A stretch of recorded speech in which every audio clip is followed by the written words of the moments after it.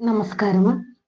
ഇന്ന് 2024 ജൂലൈ 11 വ്യാഴം. ദേശാഭിമാനി മുഖപ്രസംഗം. അവതരണം രമ്യ മനോജ്.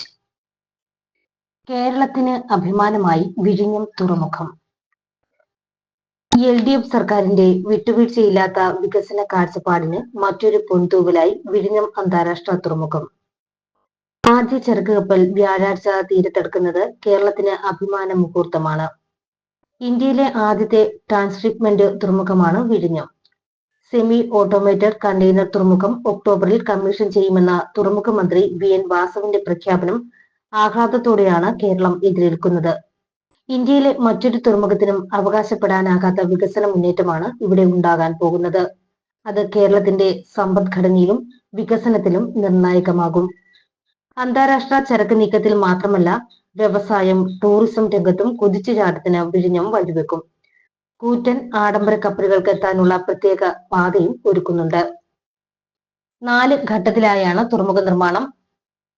ആദ്യഘട്ടമാണ് പൂർത്തിയാകുന്നത്. 9000 കണ്ടെയ്നറുമായി ചൈനയിൽ നിന്നെത്തുന്ന സാൻ ഫെർണാണ്ടോ എന്ന കപ്പലിന് വെള്ളിയാഴ്ച മുഖ്യമന്ത്രി പിണറായി വിജയന്റെ നേതൃത്വത്തിൽ സ്വീകരണം നൽകുമ്പോൾ കാലങ്ങളായുള്ള കേരളത്തിന്റെ കാത്തിരിപ്പിനാണ് വിരാമമാകുന്നത്.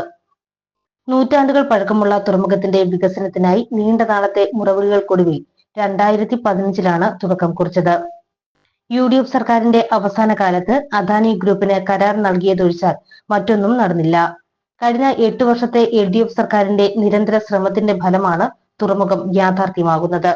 നിരവധി പ്രതിബന്ധങ്ങളുണ്ടായെങ്കിലും സർക്കാരിന്റെ അവസരോചിതമായ ഇടപെടലിൽ അവയ്ക്കെല്ലാം പരിഹാരം കാണാൻ കഴിഞ്ഞു. വിഴിഞ്ഞം തുറമുഖത്തിന് പ്രത്യേകതകളേറെയാണ്. അന്താരാഷ്ട്ര കപ്പൽപാത ഇവിടെ നിന്ന് 10 നോട്ടിക്കൽ മൈൽ അകലെയാണ്. ഡ്രെഡ്ജിംഗ് കൂടാതെ 20 മീറ്ററിലധികം സ്വാഭാവിക ആഴമുള്ള ഇന്ത്യയിലെ ഏക സ്ഥലമാണ് വിഴിഞ്ഞം. ഇതുമൂലം 24,000 TUവിന് മുകളിൽ ഭാരം കയറ്റാവുന്ന കൂറ്റൻ കപ്പലുകൾക്ക് അടുക്കാൻ ഒട്ടും പ്രയാസമുണ്ടാകില്ല. കേരളത്തിന്റെ നിയന്ത്രണത്തിലുള്ള തുറമുഖം സർക്കാർ സ്വകാര്യ സംയുക്ത സംരംഭമായാണ് വികസിപ്പിക്കുന്നത്. വിഴിഞ്ഞം ഇന്റർനാഷണൽ സീപോർട്ട് ലിമിറ്റഡിനും അദാനി വിഴിഞ്ഞം പോർട്ട് പ്രൈവറ്റ് ലിമിറ്റഡിനുമാണ് നടത്തിപ്പ് ചുമതല. അദാനി ഗ്രൂപ്പിന് 40 വർഷത്തെ നടത്തിപ്പ് അവകാശമാണ് നൽകിയിരിക്കുന്നത്. 31,000 കോടി രൂപയാണ് ആകെ ചെലവ് കണക്കാക്കുന്നത്. 8,493 കോടി ചെലവിട്ടാണ് 1ാം ഘട്ടം പൂർത്തിയാക്കുന്നത്. ആദ്യമെത്തുന്ന സാൻ ഫെർണാണ്ടോ ലോകത്തിലെ 2ാമത്തെ കപ്പൽ കമ്പനിയായ മെക്സിന്റെ മദർഷിപ്പാണ്.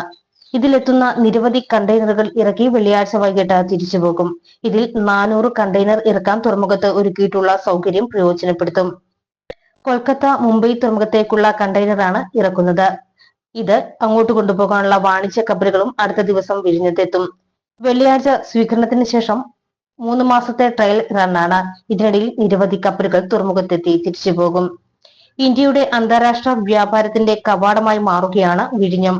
യൂറോപ്പ്, പേർഷ്യൻ ഗൾഫ്, തെക്ക് കിഴക്കൻ ഏഷ്യ, വിദൂര പൗരസ്ത്യ ദേശം എന്നിവയെ ബന്ധിപ്പിക്കുന്ന കപ്പൽപാതയായി വിഴിഞ്ഞം മാറും.